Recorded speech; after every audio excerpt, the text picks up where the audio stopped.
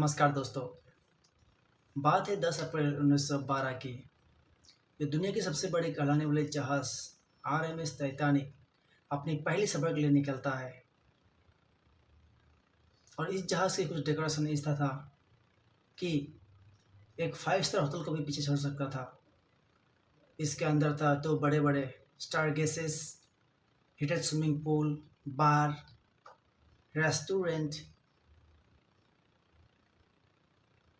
और इस जहाज़ की कमान संभाले हुए हैं 62 साल के सीनियर एडवर्ड जॉन स्मिथ। इस जहाज़ में बड़े-बड़े बिजनेसमैन, हीरो हीरोइन और कुछ इमिग्रेंट्स लोग भी सवार थे जो अमेरिका जाके अपनी ज़िंदगी को नए तरीके से शुरू करना चाहते थे। दोस्तों, इस जहाज़ के बारे में बात करें तो ये जहाज़ थी, कुल लंबाई था 269 मीटर, चौड़ाई की बात करें तो 28 मीटर और ऊंचाई की बात करें तो 53 मीटर इस जहाज़ की ऊंचाई थी। और इस जहाज़ को बनाया था अमेरिका के व्हाइट स्टार लाइन कंपनी ने। इस जहाज़ को बनाने में $7.5 मिलियन की खर्च हुआ था।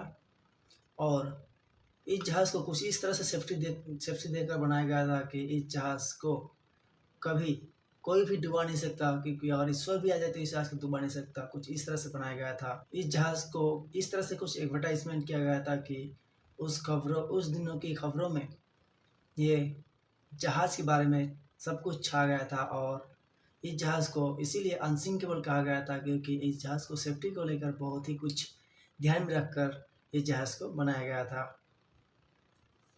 जैसे ये जहाज़ अपनी पहले सफर में निकलता है, निकलने के सिर्फ 2 दिन के बाद ही इस जहाज़ को आइसबर्ग होने की वार्निंग मिलता है। आइसबर्ग होने की वार्निंग मिलने के बाद भी कैप्टन अपनी रफ्तार कम नहीं करता, क्योंकि उसको पता था कि यह जहाज़ अनसिंकेबल है।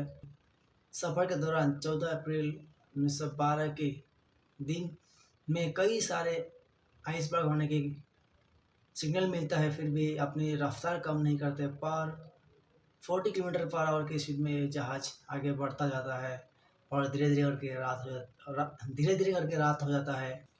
जहाज़ की अगले हिस्से में एक लुकिंग पॉइंट होता है, जहाँ पे टाइटैनिक के 2 क्रू मेंबर वहाँ पे बैठ के आगे की तरफ देख रहे थे, क्योंकि अगर कोई भी खतरा आगे से आता हुआ या तो ट्रैफिक कोई दिखाई देता है तो पहले सिग्नल करके अपनी रूट को बदल सकता था। इसलिए 2 क्रू मेंबर को वहीं पर बिठा कर रखा हुआ था। रात के वक्त समुद्र में बहुत ही तेज ठंडी हवा बहती है और लुकिंग पॉइंट जहाँ पे था वहाँ बहुत ही ऊंची पर था, इसीलिए उस जगह पर ठंडी हवा के बहाव कुछ ज़्यादा ही होता है। इस ठंडी हवा ज़्यादा होने के कारण से बुकिंग पॉइंट में बैठे हुए लोगों की आंखों से आंसू आना शुरू हो जाते हैं और आगे की तरफ अच्छी तरह से नहीं दिखता है।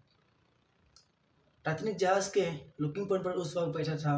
11:39 पर देखता है कि एक सामने आइसबर्ग है जो लुकिंग पॉइंट के बराबर है।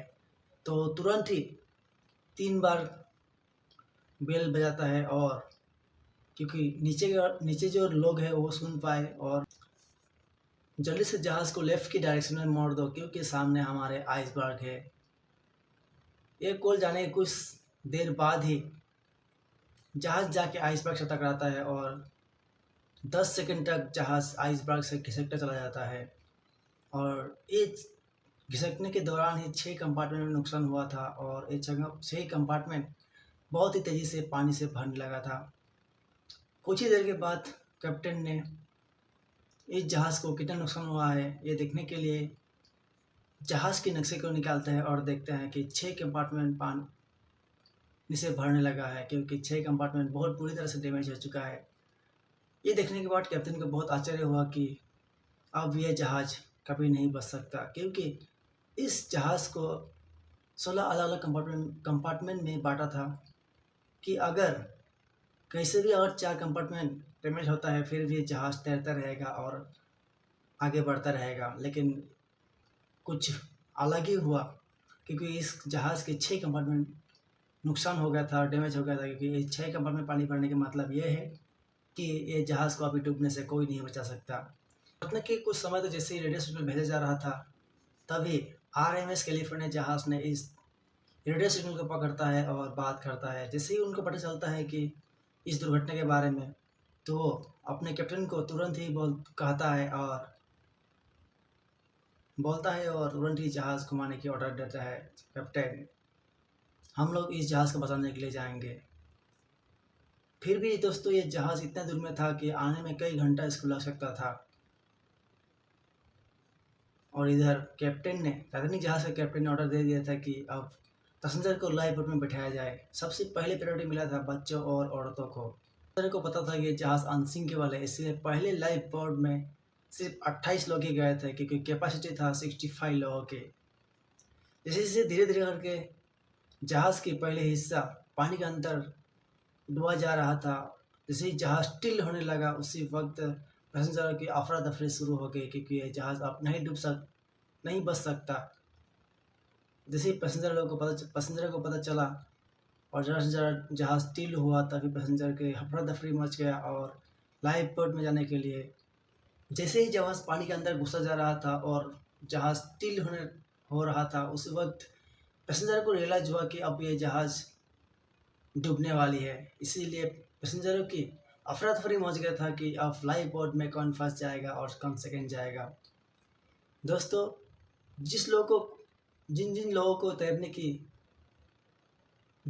तैरना आता था वो लोग पानी में कूद गए अपनी जान बचाने के लिए, लेकिन ठंड की वजह से उन लोगों की मौत हो गई क्योंकि उस वक्त -2 डिग्री सेल्सियस ठंड था उस पानी में। और जहाज़ से आखिरी लाइफ बोट उतारा गया था 2:05 पे। और कहा जाता है कि 1500 के लगभग 1500 पैसेंजर उस जहाज़ के अंदर था, या तो ठंड की वजह से मर गया। और जैसे ही जो आर्मी सैनिक जहाज़ बचाने के लिए आ रहा था, वो जहाज़ 3 से 4 घंटे के बाद ही वहाँ पहुँच पाया था। और पहुँचने के बाद जो लोग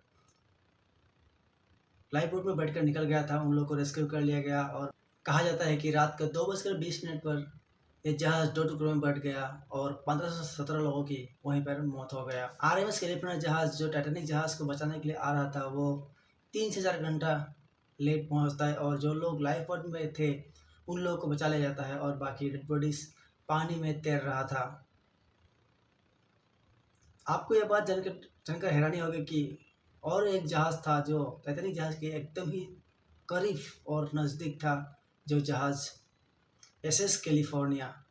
जो जहाज़ था तकरीबन वही 30 से 40 किलोमीटर की दूरी पर था, जिस जहाज़ ने आर्मी सैनिक को पटाखे फोड़ते हुए और फ्लायर जलाते हुए देखा भी था। लेकिन SS कैलिफोर्निया के कैप्टन ने कहता है कि टाइटैनिक जहाज़ में बड़े बड़े लोग जाते हैं, वो पार्टी कर रहे होंगे, इसलिए टाइटैनिक जहाज़ डूब रहा था। जैसे रेडियो सिग्नल भेजा जा रहा था, उस वक्त उसके कुछ ही घंटे पहले SS कैलिफोर्निया जहाज़ ने टाइटैनिक जहाज़ को लास्ट वार्निंग के मुताबिक ये भी सामने आता है कि SS कैलिफोर्निया जहाज़ ने ही आखिरी आइसबर्ग होने की चेतावनी टाइटैनिक जहाज़ को दिया था। और लगभग 10:30 की 11 बजे के लगभग यह जहाज़ अपने रेडियो सिस्टम ऑफ करके सुबह होने की वेट कर रहा था।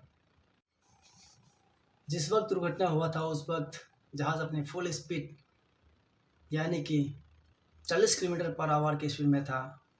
और इस जहाज़ की मलबे को ढूंढने के लिए 70 साल से भी अधिक समय लगा।